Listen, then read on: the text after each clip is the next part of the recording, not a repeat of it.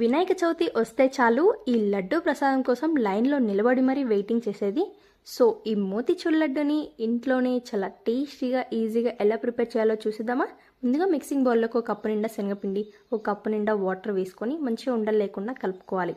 తర్వాత ఒక ప్యాన్లో ఆయిల్ వేసుకొని మంచిగా హీట్ చేసుకొని ఈ పిండిని మొత్తం దాంట్లో వేసి ఇలా మంచిగా మరీ ఎక్కువ కాల్చేస్తే బ్లాక్ అయిపోతుంది.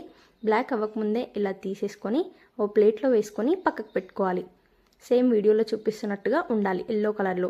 తర్వాత చల్లారిన తర్వాత ఓ మిక్సీ గిన్నెలో వేసుకొని మంచిగా మిక్సీ పట్టుకొని ఓ ప్లేట్లో వేసుకొని పక్కకు పెట్టుకోవాలి. తర్వాత ఒక ప్యాన్ తీసుకొని ఒక కప్పు నిండా షుగర్, ఒక కప్పు నిండా వాటర్, కొంచెం ఆరెంజ్ కలర్ ఫుడ్ కలర్ వేసుకొని ఈ పిండి మొత్తాన్ని దాంట్లో వేసి మంచిగా కలిపేసుకోవాలి. తర్వాత 2 టేబుల్ స్పూన్స్ వరకు నెయ్యిని వేసుకొని మంచిగా కలుపుకొని పక్కకు పెట్టుకొని చల్లారిన తర్వాత ఉండల్లా చేసుకొని ఇలా ప్లేట్లో పెట్టుకొని సర్వ్ చేసుకుంటే చాలా టేస్టీగా ఉంటుంది. ఇలాంటి మరిన్ని వీడియోస్ కోసం సబ్స్క్రైబ్.